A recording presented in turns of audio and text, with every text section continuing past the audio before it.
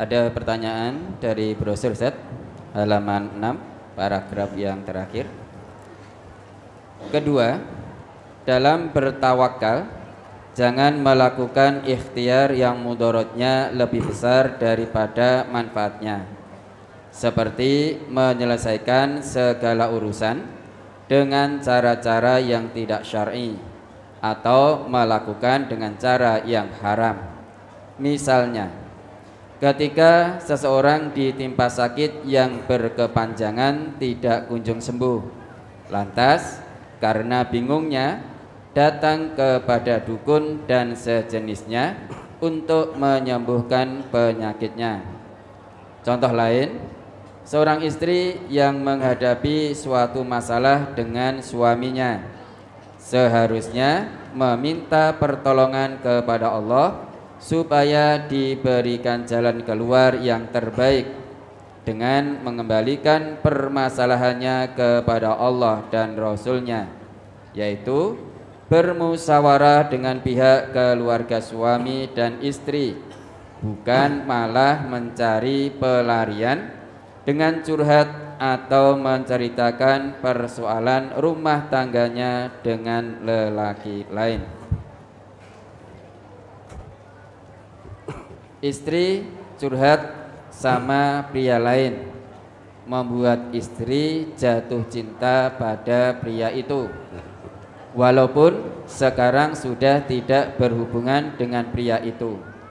Kepercayaanku ke istri jadi berkurang.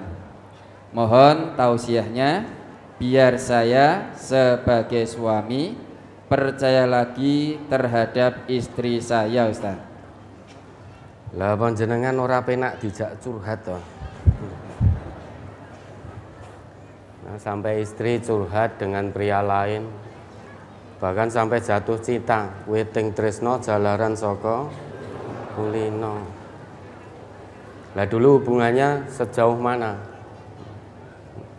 Apakah hanya sebatas sekedar jatuh cinta atau hubungannya sejauh mana?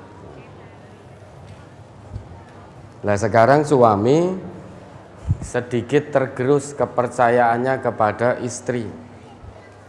Kalau memang suami sudah bisa menerima kembali dalam arti memaafkan, dan memang istri sudah betul-betul bertobat, menghentikan betul, sudah tidak berhubungan lagi, maka ya sudah, qad fata ma fata. Bantu istri untuk bertobat, yang lalu biarlah berlalu. Kalau memang sudah bisa memaafkan, tidak perlu diingat-ingat lagi. Ya sudah, ya sudah. Dengan demikian, insya Allah akan bisa kembali kepercayaannya. Lah istri kalau mendapatkan kepercayaan dari suami, jaga dengan baik kepercayaan ini. Istri yang baik menurut Allah itu yang seperti apa? Qanitatun hafidhatul lil ghaibi bima hafidallah. Itu istri yang senantiasa taat kepada Allah. Qanitat hafidhatul lil ghaibi, dan menjaga kehormatan diri serta rumah tangga ketika suami tidak ada di rumah. Bima hafidallah, karena Allah telah menjaga para istri. Bentuk penjagaan Allah terhadap para istri salah satunya istri tidak berkewajiban mencari nafkah. Kalau istri tidak mencari nafkah, istri tidak berdosa. Yang punya kewajiban mencari nafkah adalah suami. Maka jika suami tidak mencari nafkah tanpa alasan yang dibenarkan oleh agama, dia berdosa. Ini salah satu bentuk Allah menjaga, melindungi betul para istri itu. Maka para istri ini hendaknya betul-betul menjaga diri dengan baik. Kalau ada permasalahan dengan suami, bicarakan yang baik dengan suaminya. Jangan malah curhat pada laki-laki lain. Suami saya wis nganyelke tenan kok. Sidik-sidik nesu, sedikit-sedikit marah. Isoe mung nesu tok. Dijaluki dhuwit ra tau ngekeki. Sejan ra penak tenan. Ngopo kok ya dhisik aku gelem. Nah, laki-laki lain tadi diajak curhat, alah lanangan kaya ngono kok ya mbok gelem itu ya. Laki-laki seperti itu kok kowe ya gelem. Jane kowe iki ngimpi apa? Lah dhisik wegah karo aku. Dulu ndak mau dengan saya, coba kamu mau dengan saya. Akhirnya terjadi hubungan yang sangat dilaknat oleh Allah. Maka kalau ada permasalahan dengan suami, bicarakan yang baik. Kalau perlu, kirim juru damai dari keluarga suami dan dari keluarga istri. Coba dibuka kembali itu, Quran surat An-Nisa ayat 35. Wa in khiftum shiqaqa bainihima fab'atsu hakaman min ahlihi wa hakaman min ahliha iyurida islaha yuwaffiqillah bainahuma. Quran surat An-Nisa ayat 35. A'udzu billahi minasyaitonir rajim. Wa in khiftum shiqaqa bainihima fab'atsu hakaman min ahlihi wa hakaman min ahliha in yurida islahan yuwaffiqillahu bainahuma innallaha kana aliman khabira. Dan jika kamu khawatir ada persengketaan antara keduanya, maka kirimlah seorang hakam dari keluarga laki-laki dan seorang hakam dari keluarga perempuan. Jika kedua orang hakam itu bermaksud mengadakan perbaikan, niscaya Allah memberi taufik kepada suami istri itu. Sesungguhnya Allah Maha mengetahui lagi Maha mengenal. Jadi jangan curhat ke laki-laki lain. Kalau terjadi percekcokan, perselisihan dalam rumah tangga antara suami dan istri, tidak ada titik temunya, maka salah satu ikhtiar yang bisa dilakukan, kirim salah seorang juru damai, hakam, juru damai dari keluarga suami dan salah seorang juru damai dari keluarga istri. Syaratnya kedua juru damai tadi itu niatnya untuk mengadakan perbaikan. Iyurida islaha. Kalau niatnya kedua-duanya untuk mengadakan perdamaian antara suami istri tadi, bukan dengan niatan lain, janji Allah yuwaffiqillah bainahuma. Allah akan turunkan taufik kepada suami istri itu.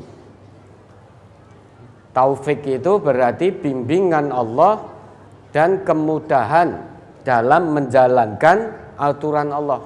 Itu taufik namanya. Namun jika kedua juru damai tadi yang dari keluarga suami bela laki-lakinya, dari keluarga istri bela perempuannya, maka bukan perdamaian yang didapat. Yang terjadi pertengkaran semakin hebat. Yang bertengkar tidak lagi suami istri, malah keluarga suami dan keluarga istri. Padahal suami istri ini wis damai, wis awor meneh, wis turu bareng meneh. Malah keluarganya yang cekcok. Maka kedua juru damai tadi tujuannya hanya islah, tidak boleh punya tujuan yang lain. Kalau tujuannya islah, Allah akan turunkan taufiknya, sehingga keduanya yaitu suami istri itu bisa menjalankan rumah tangga sesuai yang Allah kehendaki. Nah sekarang panjenengan suami kalau memang sudah memaafkan, sudah lupakan, beri kepercayaan kepada istri, beri kesempatan. Istri juga begitu, setelah melakukan kesalahan, bertobat mohon ampun kepada Allah. Dan sekarang suami kembali memberi kepercayaan, maka jaga dengan baik kepercayaan itu, jangan disia-siakan lagi. Ini tidak betul. Punya masalah kok malah curhatnya dengan laki-laki lain. Dilihat dari sudut pandang manapun, lebih-lebih dari sudut pandang agama, ini salah besar. Kalau sampai terjadi hubungan yang sangat dilaknat oleh Allah, itu namanya perempuan itu, istri itu sudah khabisat. Perempuan yang kotor, perempuan yang keji. Sedangkan kata Allah, al-khabisat lil khabisin. Wanita keji, perempuan keji hanya pas untuk laki-laki yang keji pula. Wat-tayyibat lit-tayyibin. Perempuan yang baik, yang taat pada Allah, mukminah betul, hanya cocok untuk laki-laki yang thayyib. Nah, nanti kalau istri mengulang hal yang serupa, itu petanda bahwa istri itu tidak baik buat laki-laki yang mukmin. Kalau tidak baik ya ijolke wae. Iya, Allah saja ditipu. Larangan Allah saja ditipu, dilanggar. Larangan Rasulullah dilanggar, apalagi hanya larangan seorang suami. Dengan Allah saja tidak takut, dengan neraka saja tidak takut, hanya gara-gara buru hawa nafsu. Itu petanda wanita yang tidak baik. Begitu pula sebaliknya, laki-laki juga banyak yang keji. Sudah Allah anugerahi istri yang solihah, pintu yang halal, laki-laki yang tidak thayyib, laki-laki yang khabis, dia akan cari pintu haram. Tidak bersyukur atas anugerah Allah. Istrinya solihah betul, taat betul, taat pada Allah, agamanya baik, tidak pernah menyelisih suami, selalu ikut apa yang menjadi perintah suami selama tidak maksiat. Namun ada pula sudah Allah anugerahi istri yang seperti ini, dia tidak bersyukur, mencari pintu haram. Laki-laki yang seperti itu juga laki-laki yang khabis, tidak thayyib. Tidak thayyib. Kalau memang punya suami seperti itu, melanggar aturan Allah, melakukan perselingkuhan dan lain sebagainya, boleh para istri mengajukan khulu'. Coba Al-Baqarah 229. Fa in khiftum alla yuqima hududallah fala junaha 'alaihima fi maftadat bih.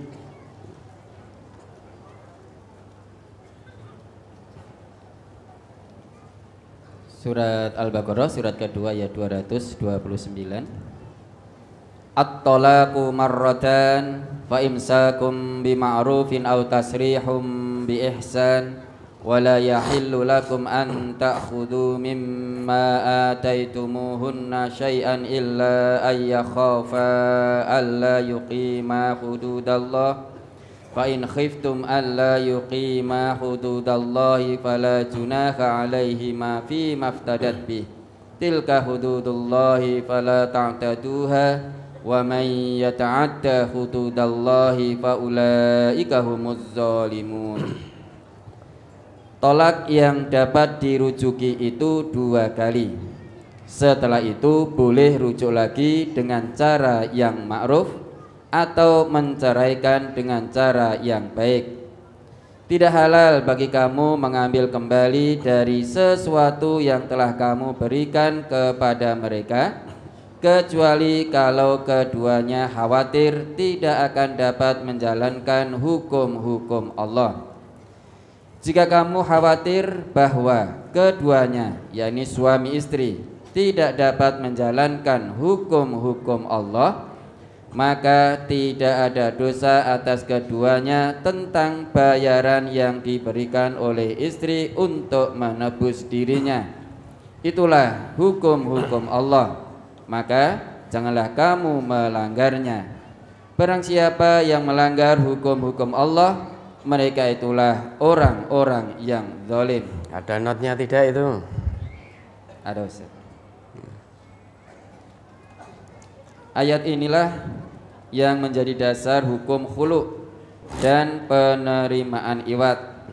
Khulu yaitu permintaan cerai kepada suami dengan pembayaran yang disebut iwat. Ya dah. Jadi kalau ibu-ibu punya suami gaweane mau selingkuh, ora sholat, suka judi dan lain sebagainya, minta cerai saja. Minta cerai. Kenapa? Suami yang seperti itu tidak baik. Maka boleh khulu'. Khulu' itu permintaan seorang istri agar dicerai suami dengan membayar iwat atau tebusan. Misalkan mengembalikan mahar yang dulu diberikan oleh suami. Ini tidak dosa. Daripada punya suami yang senantiasa melanggar ketentuan Allah. Berarti dalam rumah tangga itu hukum-hukum Allah tidak bisa tegak dalam rumah tangga. Rumah tangga yang jauh dari hukum Allah, jauh dari petunjuk Allah, pasti tidak akan baik-baik saja. Akan selalu ada masalah terus. Allah saja diabaikan. Itu khulu. Dulu pernah ada istrinya Sabit bin Qais bin Syammas pernah datang kepada Nabi. Ani bin Abbas annamra'ata Sabit ibni Qais ibni Syammas atatin Nabiya sallallahu alaihi wasallam. Dulu istrinya Sabit bin Qais pernah datang kepada Nabi dengan mengatakan, ya Rasulullah, Sabit ibnu Qais ma'a'tibu alaihi fi khuluqin waladinin. Sabit bin Qais, aku tidak mencela akhlak dan agamanya. Ini istrinya Sabit yang ngomong kepada Nabi. Walakinni akrahul kufra fil Islam. Tetapi aku benci kekufuran dalam Islam. Artinya Sabit tidak bisa menjalankan kewajibannya sebagai seorang suami. Maka di situ ada kekufuran. Karena kewajiban seorang suami itu adalah hak istri. Begitu pula sebaliknya. Kalau salah satu di antara keduanya tidak menjalankan kewajibannya dengan baik, berarti ada kekufuran, menutup kebenaran. Istrinya Sabit tidak suka, dalam arti benci. Terjadi penutupan kebenaran dalam Islam. Maka Nabi bersabda kepada istrinya Sabit tadi, Ataruddina alaihi hadiqatahu. Apakah kamu mau mengembalikan kebunnya? Istrinya langsung jawab, na'am, mau wahai Rasulullah. Kemudian Nabi bersabda pada Sabit bin Qais, iqbalil hadiqah wa talliqha tatliqah. Terima kebunmu dan ceraikan, talak istrimu dengan talak satu. Ini berarti khulu, karena istrinya khawatir tidak bisa tegak hukum-hukum Allah dalam rumah tangga. Maka datang kepada Nabi mengatakan itu, Kemudian diperintah oleh Nabi untuk mengembalikan mahar sebagai iwat, tebusan dirinya. Ini tidak berdosa. Karena hukum Allah, ketentuan agama tidak bisa tegak dalam rumah tangga itu. Kalau tidak bisa tegak, mustahil sakinah mawaddah warahmah, itu mustahil. Maka ya sudah, qad fata ma fata, lupakan, seolah-olah tidak pernah terjadi. Bismillah, bersama-sama bantu istri untuk tobat, bimbing istri ke jalan yang benar, bersiap untuk menerima keluh kesah istri. Sesibuk apapun para suami, luangkan waktu untuk menerima keluh kesah istri. Mungkin istri akan bercurhat tentang anak-anak, akan curhat tentang rumah tangga, maka suami harus dengan sabar mendengarkan. Jangan langsung dijawab, ngerti pora atau lagi mulai kerja wis kesel malah diceritani. Nah, nanti istri akan cari tempat curhat yang lain. Delalah ketemu laki-laki yang cocok, dia akan curhat terus. Bahkan keburukan suami juga disampaikan. Istri yang semacam ini dilaknat oleh Allah, menceritakan rahasia rumah tangga kepada orang lain. Ya, bismillah, pahami betul tujuan pernikahan dari Allah itu sakinah mawaddah warahmah. Kalau memang percaya pada istri, percaya sepenuhnya, jangan suudzon lagi. Kalau istri sudah mendapat kepercayaan dari suami, jaga kepercayaan suami dengan baik. Hafidhatul lil ghaib, jaga kehormatan diri, kemudian jaga kehormatan rumah tangganya selama suami tidak ada di rumah. Kalau ini bisa dilakukan dengan baik oleh istri, dijamin oleh Nabi kita boleh memilih masuk surga dari pintu manapun. Idza shallatil mar'atu khamsaha, apabila seorang istri itu sholat 5 waktu. Sholat 5 waktu di saat suci, sholat 5 waktu. Wa shamat syahroha, puasa di bulan Ramadan. Wa hassonat farjaha, menjaga kemaluannya, tidak diumbar ke sana kemari. Wa ta'at ba'laha, taat pada suaminya.